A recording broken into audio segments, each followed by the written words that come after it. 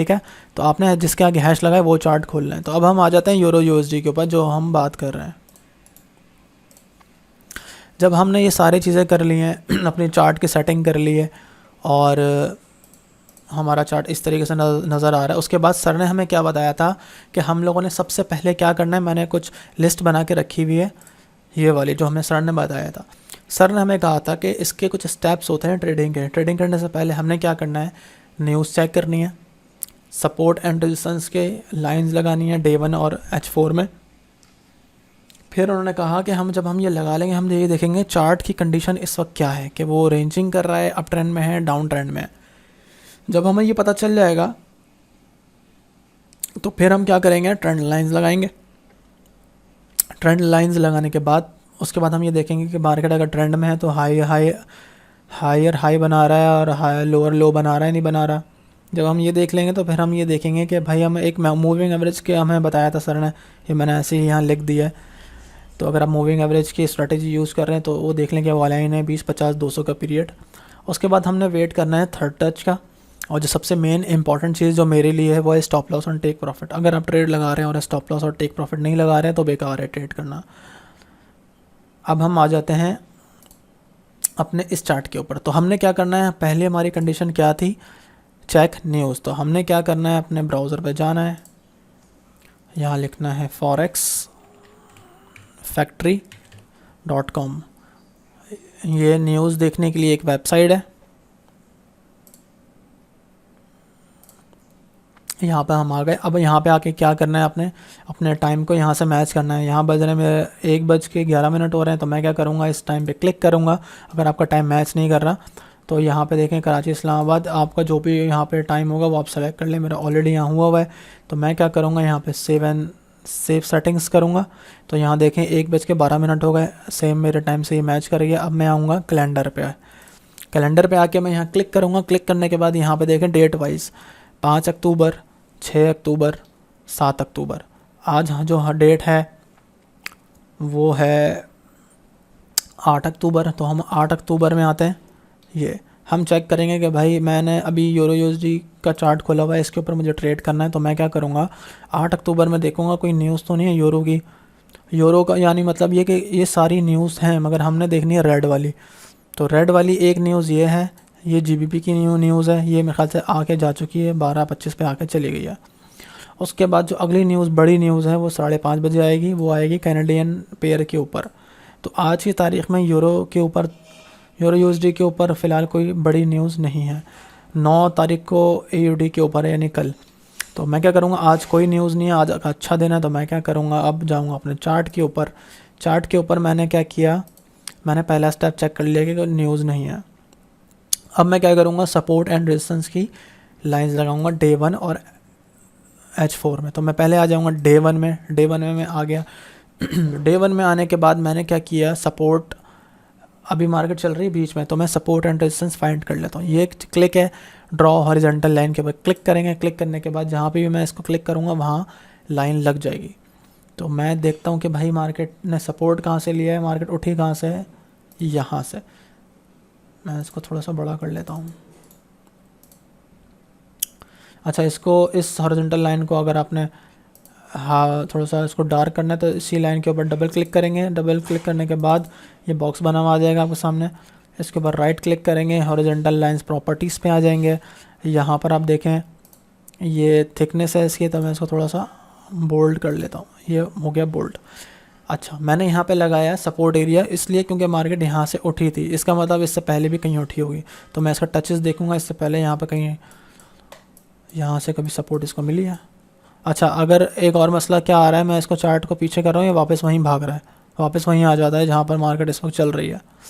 तो यहाँ पे एक ऑप्शन होता है ये scroll the chart to end, इसको मैं अनचेक कर दूँगा। ये चेक हुआ होगा इसलिए ये वहीं भाग रहा है, इसको मैं अनचेक कर दूँगा। उसके बाद पीछे जाऊँगा तो ये जाता रहेगा। तो मैं पीछे आता हूँ, देखता हूँ, देखें एक टच मुझे यहाँ मिल गया। यहाँ से भी मार्केट ऊपर गई थी और यहाँ से भी देखें मार्केट ऊपर गई है। ये भी वो एरिया है, तो यहाँ से भी गई है। यहाँ पे एक और मैं सपोर्ट एरिया यहाँ लगा देता हूँ।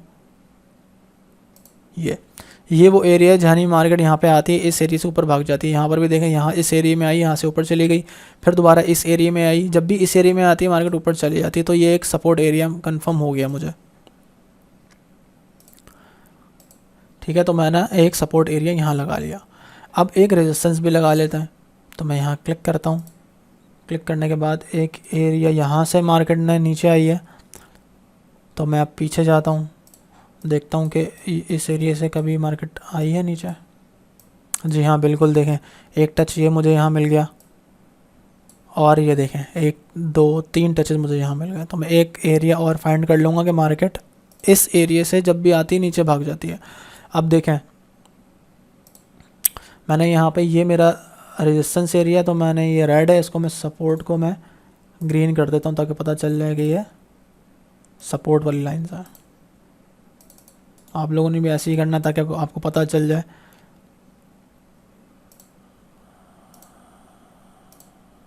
तो ये मेरा सपोर्ट एरिया हो गया। ठीक है, मुझे डे 1 में मिल गई है, तो मैं H4 में भी देख लेता हूँ अगर H4 में कोई है।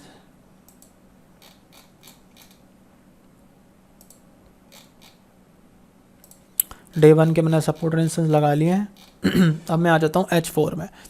H4 में मैंने क्या किया, H4 में भी एक सपोर्ट एरिया मुझे यहाँ नज़र आ रहा है। ये मैंने क्यों लगाया है कि देखें, मार्केट यहाँ से भी जब भी आती है ऊपर चली जाती है, यहाँ पर आती है ऊपर चली जाती है, यहाँ आती है ऊपर चली जाती है। इसको मैं जूम इन कर लूँ ताकि आपको नज़र आ जाए। ये देखें, यहाँ से मार्केट ऊपर चली गई, यहाँ से मार्केट ऊपर चली गई, यहाँ से मार्केट ऊपर चली गई। उसके बाद यहाँ पे ये एरिया टूटा। उसके बाद देखें, यहाँ दोबारा सपोर्ट ले लिया इसने, दोबारा ऊपर चली गई। तो ये एक सपोर्ट एरिया मैंने काउंट कर लिया H4 का। अब मैं यहाँ पे एक रेजिस्टेंस भी देख लेता हूँ। रेजिस्टेंस मुझे मिल रहा है यहाँ पर, ये एरिया हो गया रेजिस्टेंस का H4 का। ठीक है, अभी मैंने डे 1 का लगाया था, ये ऊपर और नीचे डे 1 का लगाया था। अभी मैं H4 का लगा रहा हूँ। तो मैं H4 का मैंने यहाँ लगाया, यहाँ पे मार्केट जाती है, नीचे आ जाती है, फिर दोबारा जाती है, यहाँ से नीचे आ जाती है, फिर एक टच मुझे ये मिल गया, एक टच मुझे ये मिल गया। तो मैं इसको कंसीडर करूँगा एक रेजिस्टेंस एरिया। तो इसको मैं रेड कर लेता हूँ ताकि मुझे पता चल जाए कि भैया रेजिस्टेंस एरिया है।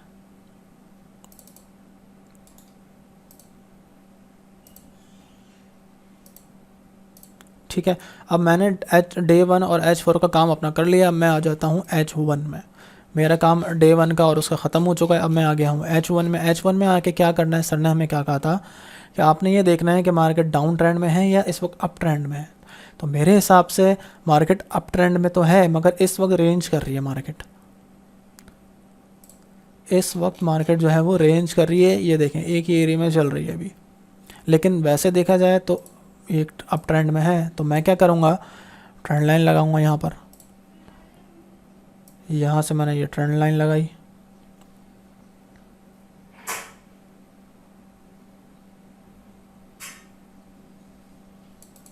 ये मैंने ट्रेंड लाइन लगा दी। एक ट्रेंड लाइन मैं यहाँ से ये भी लगा देता हूँ। ओ सॉरी,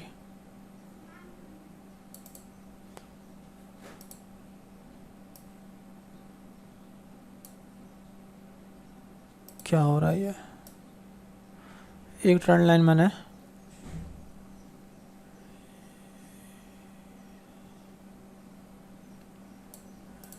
नहीं, ये ट्रेंड लाइन लगेगी यहाँ से।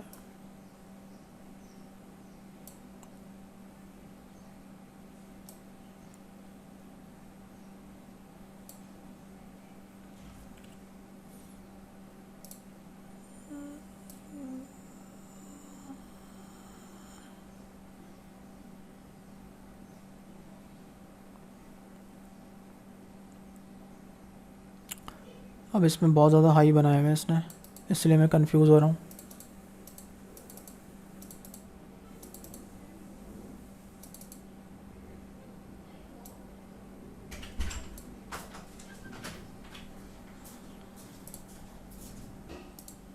अच्छा, तो मैंने एक ट्रेंड लाइन यहाँ लगाने की कोशिश की, मगर यहाँ फ़िलहाल तो नहीं लगी है, कि देखिए मार्केट यहाँ जो है ना रेंज कर रही थी, जब ये वाला एरिया टूटा है उसके बाद मार्केट ने ट्रेंड बनाना शुरू किया है, यानी कि एक लो ये बनाया, एक लो ये बनाया, फिर लो बनाया, फिर लो बनाया, फिर लो बनाया, एक और लो बनाया, उसके बाद लो नहीं बनाया, फिर हाई बनाया, फिर हाई बनाया।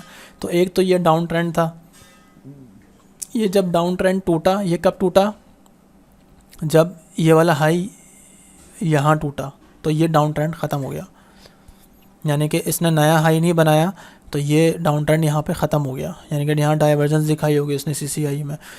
अब यहाँ से अप ट्रेंड शुरू हो गया, जब अप ट्रेंड शुरू हुआ तो ये पहला टच हो गया, ये दूसरा टच हो गया, ये तीसरा टच हो गया और ये चौथा टच हो गया यहाँ पर।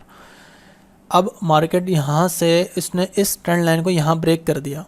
अब ब्रेक करने के बाद हमने क्या करना होता है, पहला हाई हमें मिल गया, ये दूसरा हाई मिल गया, पहला लो मिल गया, उसके बाद हमने यहाँ ट्रेड करनी होती है। हमें सर ने बताया था कि दूसरा या तीसरे टच पे हमें यहाँ ट्रेड करनी है। तो पहला टच ये हो गया है, दूसरा टच ये हो गया, यहाँ पर हम ट्रेड कर सकते थे बाई की, और यहाँ पे भी जब ये तीसरा टच था तो यहाँ पर भी हम ट्रेड कर सकते थे, हमें यहाँ प्रॉफिट मिल जाता।